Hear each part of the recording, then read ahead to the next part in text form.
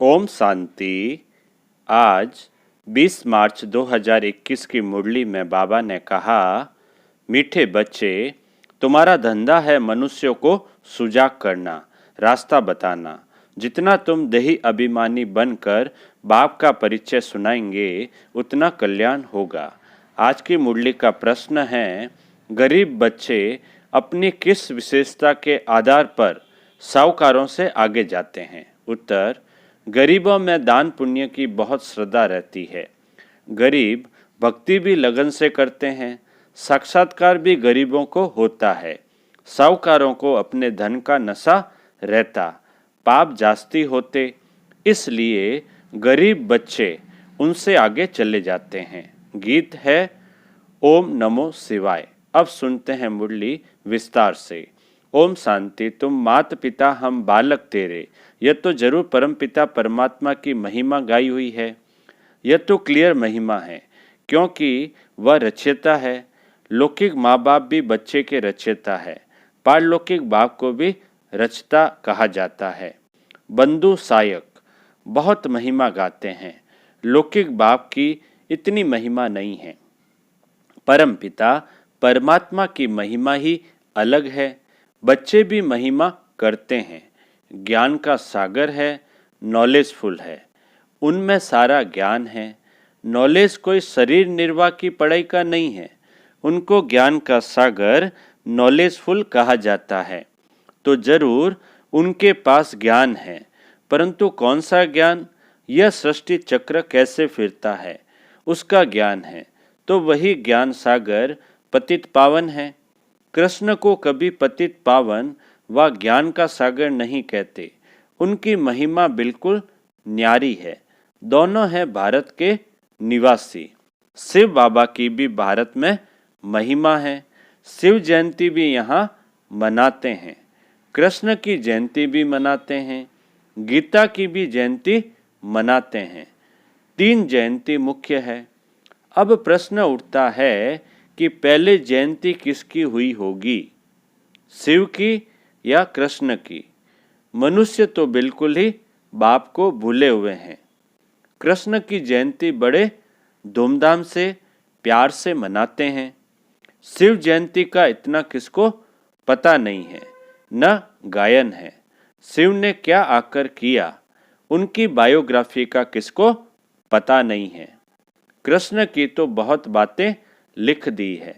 गोपियों को भगाया, यह किया। कृष्ण के चरित्रों की खास एक मैगजीन भी निकलती है। शिव के चरित्र आदि कुछ है नहीं। कृष्ण की जयंती कब हुई, फिर गीता की जयंती कब हुई? कृष्ण जब बड़ा हो तब तो ज्ञान सुनावे। कृष्ण के बचपन को तो दिखाते हैं, टोकरी में डालकर पार ले गए। बड़ेपन का दिखाते हैं, रथ पर खड़ा है, चक्र चलाते हैं। 16-17 वर्ष का होगा।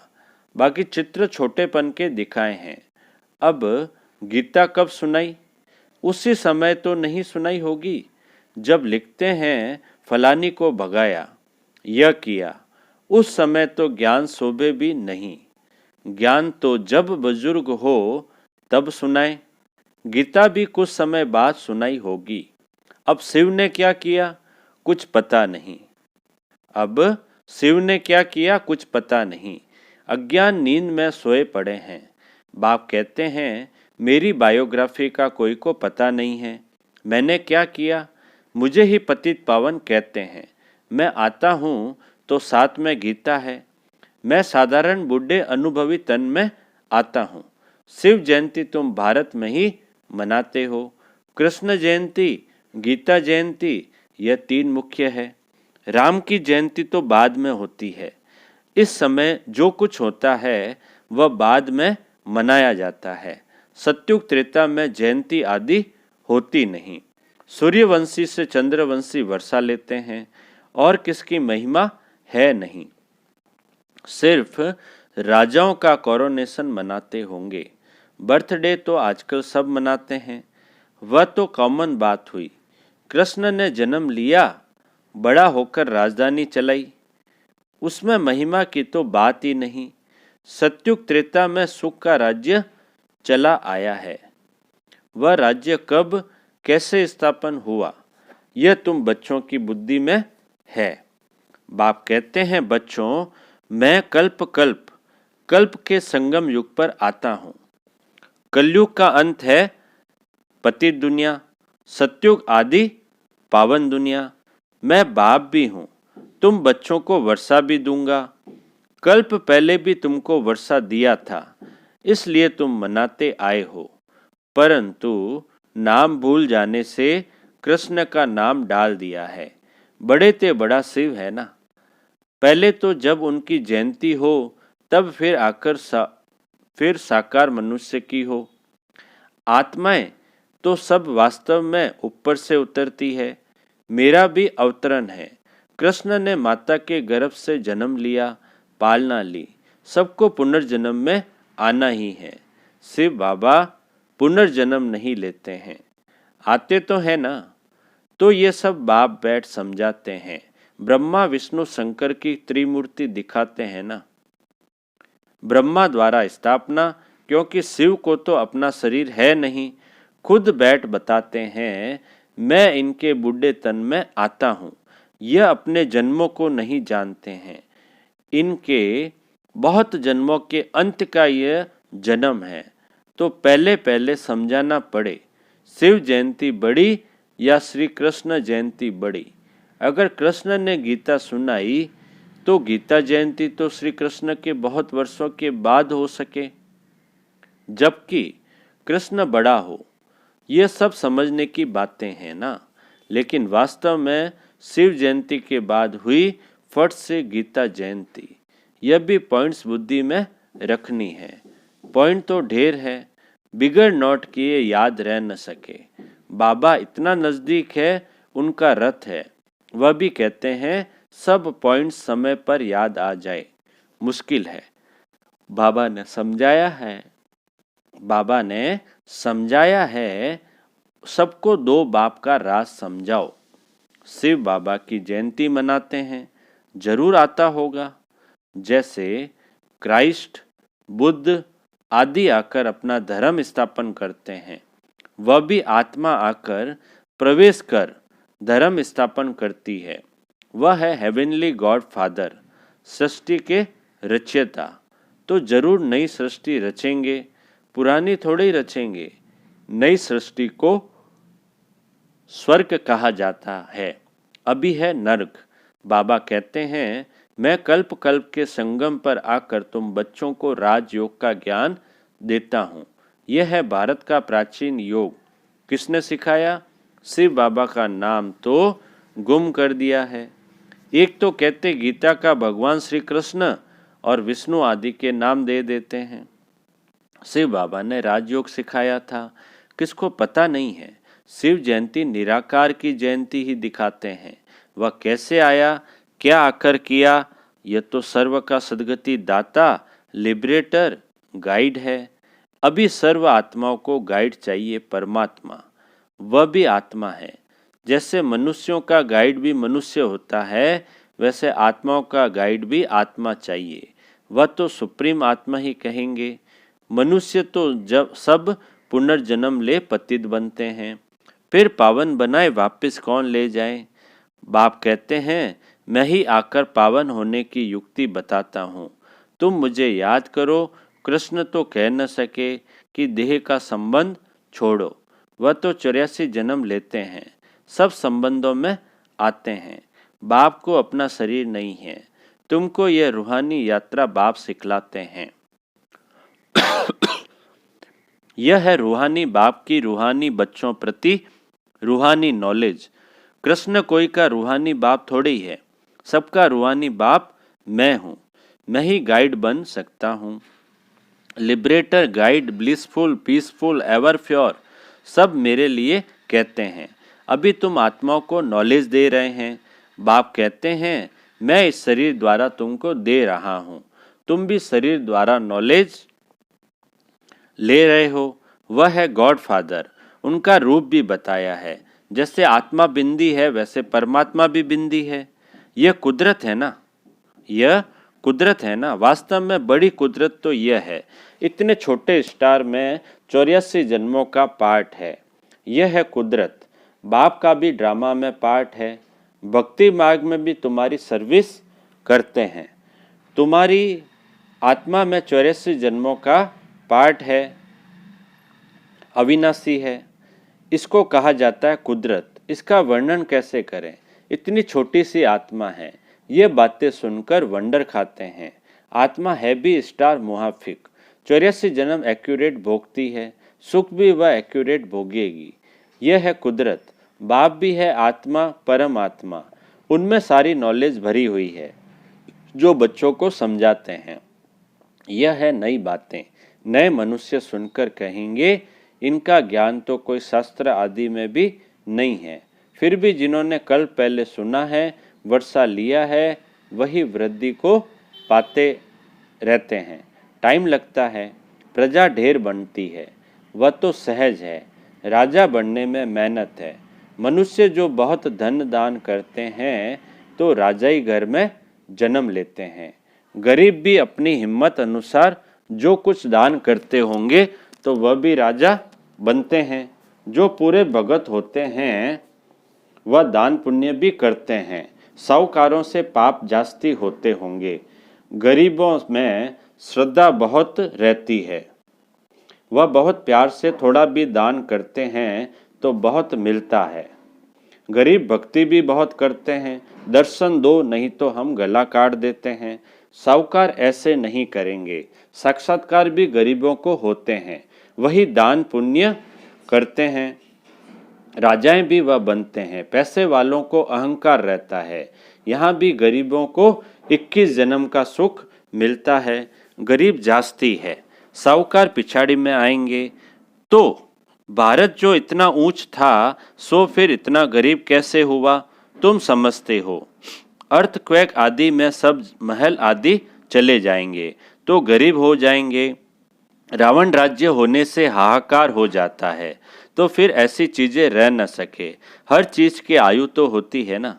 वहाँ जैसे मनुष्यों की आयु बड़ी होती है वैसे मकान की भी आयु बड़ी होती है। सोने के, मार्बल के बड़े बड़े मकान बनते जाएंगे। सोने के तो और ही मजबूत होंगे। नाटक में भी दिखाते हैं ना, लड़ाई होती है, मकान टूट फूट जाते हैं, फिर बन जाते हैं। उनों की बनावट ऐसी होती है। वह जो स्वर्ग के महल आदि बनाएंगे ऐसे तो नहीं दिखाएंगे। मिस्त्री लोग कैसे मकान बनाते हैं, हाँ समझते हैं वही मकान होंगे। आगे चल तुमको साक्षात्कार होगा, ऐसा विवेक कहता है। इन बातों से बच्चों का ताल्लुक नहीं है। बच्चों को तो पढ़ाई पढ़नी है, स्वर्ग का मालिक बनना है। स्वर्ग और नरक अनेक बार पास हुआ है, अभी दोनों पास हुए हैं। अभी है संगम। सतयुग में यह नॉलेज नहीं होगी। इस समय तुम बच्चों को पूरी नॉलेज है। लक्ष्मी नारायण को यह राज्य किसने दिया था, अभी तुम बच्चों को मालूम है। इन्होंने यह वर्षा किससे पाया? यहाँ पढ़ाई पढ़कर स्वर्ग के मालिक बनते हैं, फिर वहाँ जाकर महल आदि बनाते हैं। सर्जन भी बड़े बड़े हॉस्पिटल बनाते हैं ना। बाप तुम बच्चों को दिन प्रतिदिन अच्छी अच्छी पॉइंट्स सुना रहे हैं। तुम्हारा धंधा ही है मनुष्य को सुजाग करना, रास्ता बताना। जैसे बाप कितना प्यार से बैठ समझाते हैं। देह अभिमान की दरकार नहीं। बाप को कभी देह अभिमान नहीं हो सकता। तुमको मेहनत सारी देही अभिमानी होने में लगती है। जो देही अभिमानी बन बाप का बैठ परिचय देते हैं, गोया बहुतों का कल्याण करते हैं। पहले देह अभिमान आने से फिर और विकार आते हैं। लड़ना, झगड़ना, नवाबी से चलना देह अभिमान है। बल अपना राजयोग है तो भी बहुत साधारण रहना है। थोड़ी चीज में अहंकार आ जाता है। घड़ी फैशनेबल देखी तो दिल होगी ये पहने, ख्याल चलता रहेगा। इसको भी देह अभिमान कहा जाता है। इसको भी देह अभिमान कहा जाता है। अच्छी ऊंची चीज होगी तो संभालना पड़ेगा। गुम होगी तो ख्याल होगा। कोई भी चीज होगी ना तो उसको संभालना भी पड़ेगा। गुम होगी तो ख्याल होगा। अंत समय कुछ भी याद आया तो पद भ्रष्ट हो जाएगा। यह देह अभिमान की आदतें हैं। फिर सर्विस बदले डिस सर्विस भी जरूर करेंगे। रावण ने तुमको देह अभिमानी बनाया है। देखते हो बाबा कितना साधारण चलते हैं। हर एक की सर्विस देखी जाती है। महारथी बच्चों को अपना शो करना है। महारथियों को ही लिखा जाता है तुम फलानी जगह जाकर भाषण करो। एक दो को बुलाते हैं, लेकिन बच्चों में देह अभिमान बहुत रहता है। भाषण में बल अच्छे हैं, परंतु आपस में रूहानी स्नेह नहीं है। देह अभिमान लून पानी बना देता है। कोई बात में झट बिगड़ पड़ना यह भी नहीं होना चाहिए। इसलिए बाबा कहते हैं कोई को भी पूछना है तो बाबा से आकर पूछे। कोई कहे बाबा आपको कितने बच्चे हैं? कहूँगा बच्चे तो अनगिनत है, परंतु कोई कपूत कोई सपूत अच्छे अच्छे हैं। ऐसे बाप का तो फरमान बरदार वफादार बनना चाहिए ना। अच्छा बाप दादा बोले, मीठे मीठे सिकिलदे बच्चों प्रति मात पिता बाप दादा का याद प्यार और गुड मॉर्निंग। रूहानी बाप की रूहानी बच्चों को नमस्ते। हम रूहानी बच्चों की रूहानी बाप दादा को याद प्यार, गुड मॉर्निंग और नमस्ते नमस्ते नमस्ते। सदा रहेंगे हंसते हंसते, बन जाएंगे फरिश्ते। वाह बाबा वाह, वाह मेरा भाग्य। धारणा के लिए मुख्य सार में पहला पॉइंट, देह अभिमान में आकर किसी भी प्रकार का फैशन नहीं करना है। जास्ती शौक नहीं रखने हैं। बहुत बहुत साधारण होकर चलना है। धारणा के लिए दूसरा पॉइंट है, आपस में बहुत बहुत रूहानी स्नेह से चलना है। कभी भी लून पानी नहीं होना है। बाबा का सपूत बच्चा बनना है। अहंकार में कभी नहीं आना है। मीठे बाबा का मीठा वरदान, समर्पणता द्वारा बुद्धि को स्वच्छ बनाने वाले सर्व खजानों से संपन्न भव।